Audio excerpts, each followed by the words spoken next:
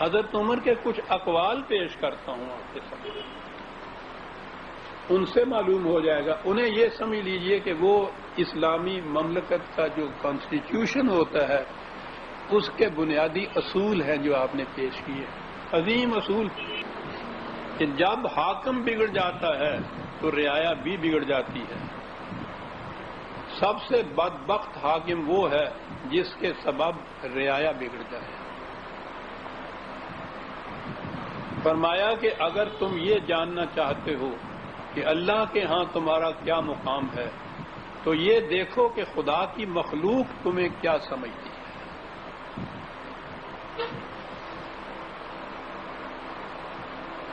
دیکھتے ہیں کہ وہ اسلام جس میں سارا زور ان رسومات و شعائر پہ دیا جاتا ہے، اسی کو مقرب بارگاہ خداوندی سمجھا جاتا ہے، اسی کو جنت کا مستحق سمجھا جاتا ہے. اس میں اور اس اسلام میں یہ کیا فرق تھا کہ اگر تم جاننا چاہتے ہو کہ خدا کے ہاں تمہارا مقام کیا ہے تو یہ دیکھو کہ خدا کی مخلوق تمہیں کیا سمجھتی ہے.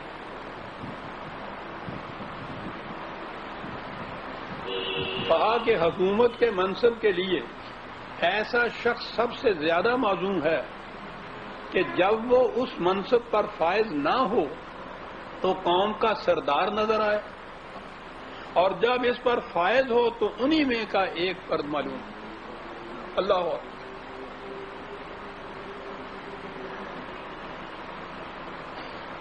ایک گورنر کو لکھا کہ تم اپنی رعایا کے لیے ایسے بن جاؤ کہ اگر تم رعیت ہوتے تو چاہتے کہ ہمارا امیر ایسا ہونا چاہیے.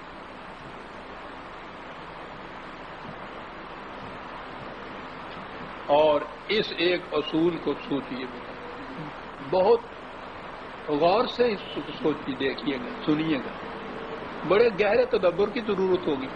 اور اتنا بڑا اصول ہے کہ اگر اس پہ قائم ہو جائیں مملکتیں تو آپ دیکھیے کتنی برائیاں دور ہو جائیں.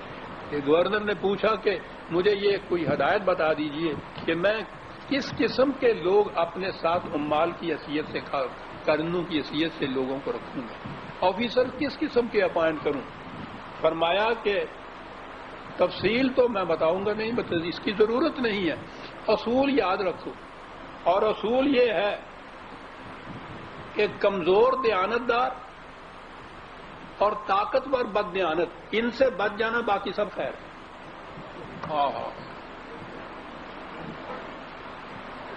یعنی ہمارے ہاں صرف دیانتداری کی جائے گی کہ دیانتدار کو رکھیں. وہ کہتے ہیں کہ کمزور دیانتدار سے اسی طرح بچنا جس طرح طاقتور بد دیانت سے بچنا. نہ مجھ سے پوچھئے نہ اس قول سے پوچھئے، اپنی زندگی کے حالات کو دیکھیے کہ کمزور دیانتدار کتنا نقصان پہنچاتا ہے. کیا نگاہ تھی ان کی.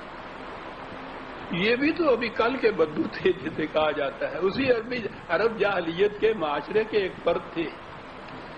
کیا کر دیا تربیت نبوی میں، جو میں نے اپنی کتاب کا نام شاہکار رسالت رکھا ہے تو اسی لیے رکھا ہے کہ یہ بھی تو انہی میں سے تھے. حضور نے ابو جہل اور حضرت عمر دونوں میں سے ایک کو خدا سے مانگا تھا نا کہ ان کو میں سے کسی ایک کو دے دیجئے، اسلام کو فروغ حاصل ہو جائے گا. یہ انہی میں سے ایک تھے نا.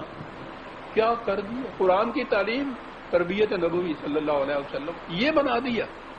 یعنی میں کہہ رہا ہوں کہ ان اصولوں کی بنا پہ آپ دیکھیے تو دنیا کے بڑے سے بڑے مدبر سے بھی اونچا مقام نظر آتا ہے. یہ کہیں آپ نے دیکھا ہے یہ کسی نے یہ کہا ہو کہ کمزور دیانتدار سے اسی طرح بچنا جیسے طاقتور بد دیانت سے بچو گے. اور سنیے جناب، کہا جو شر پیدا کر کے غالب آیا وہ غالب نہیں مغلوب ہے. جو ناجائز طریق سے کامیاب ہوا وہ کامیاب نہیں ناکام ہے. مقصد اور طریقے میں، اس کے حصول کے طریقے میں جو تعلق ہے بنیادی، کتنے حسین انداز سے اس کو بیان کیا. غلط راستہ کبھی آپ کو صحیح منزل کی طرف پر نہیں پہنچا سکتا. یہ میکیاولی سیاست ہے کہ means are justified by the ends achieved, کہ کیا طریقہ تم اختیار کرتے ہو. اس کا معیار یہ ہے کہ تمہیں وہ مقصد حاصل ہوتا ہے، جس طریقے سے مقصد حاصل ہو جائے بس ہو جائے. کہا کہ نہیں، یہ بات غلط. جو شر پیدا کر کے غالب آیا وہ غالب نہیں، مغلوب ہے. جو ناجائز طریقے سے کامیاب ہوا وہ کامیاب نہیں، ناکام ہے. کہا کہ جس حاکم کے محل کے دروازے عوام کے لیے بند ہو جائیں وہ قصر سعد نہیں، محل فساد ہے.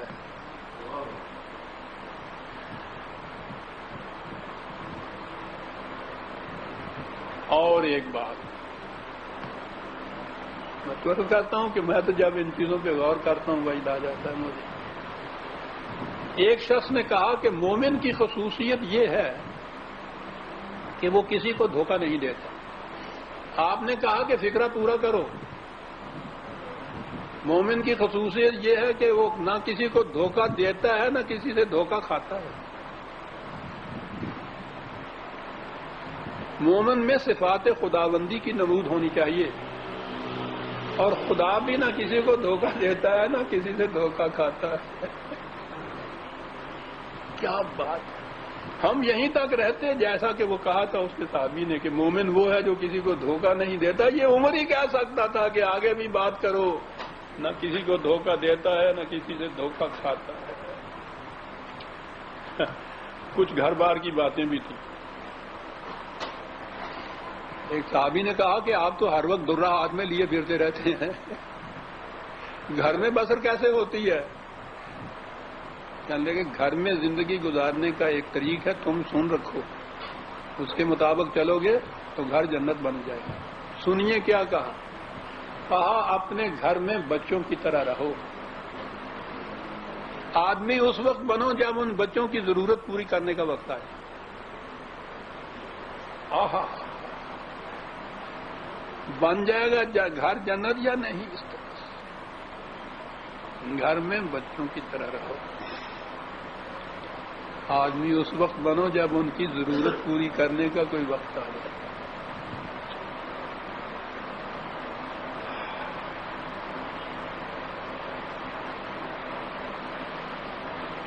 سربراہ مملکت کا حکم، اس کا فیصلہ،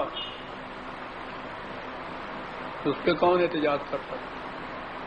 لیکن وہ اپنے فیصلے یا قول میں اور وحی میں فرق کرنا جانتے تھے. اور بڑی بات یہی اس نے کہا کہ عمر کی رائے اور وحی خداوندی میں ہمیشہ فرق ملحوظ رکھو.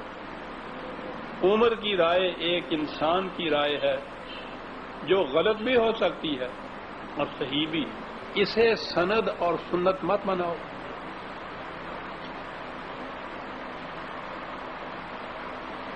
اور یہ معلوم کرنا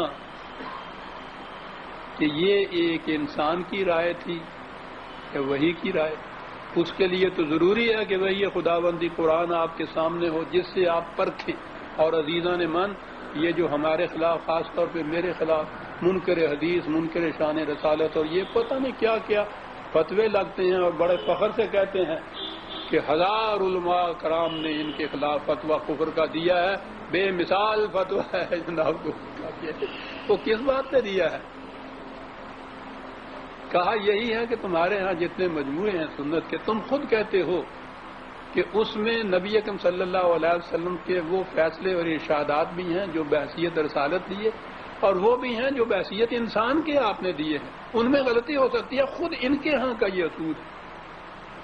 تو میں نے کہا کہ کسی چیز کو سنت رسول اللہ کہتے وقت اس معیار کے اوپر بھی تو پرکھ لینا ضروری ہوتا ہے انسان کے. یہ تھا وہ معیار جو حضرت عمر تحقیق کرتے تھے کہ میری رائے میں اور وحی کے فیصلے میں فرق رکھو. میری رائے سند نہیں ہو سکتی، نہ سنت بن سکتی ہے. وہی رائے اور فیصلہ سند اور سنت بنے گی جو وحی خداوندی کے مطابق ہوگا. اور میں یہی عرض کرتا ہوں کہ وہی سنت رسول اللہ اس قابل ہے کہ اسے حضور کی طرف منسوب کیا جائے جو قرآن کریم کے مطابق ہو. جو اس کے خلاف ہو اس کو فوراً مسترد کر دو کہ یہ حضور کا قول نہیں ہو سکتا. میں رسول اللہ کی کسی حدیث کو معاذ اللہ غلط نہیں کہہ سکتا، نہ اسے مسترد کرتا ہوں نہ اسے انکار کرتا ہوں. میں کہتا ہوں کہ جو روایت قرآن کے خلاف ہو اس کے متعلق سمجھ لو کہ وہ رسول اللہ کی ہو نہیں سکتی.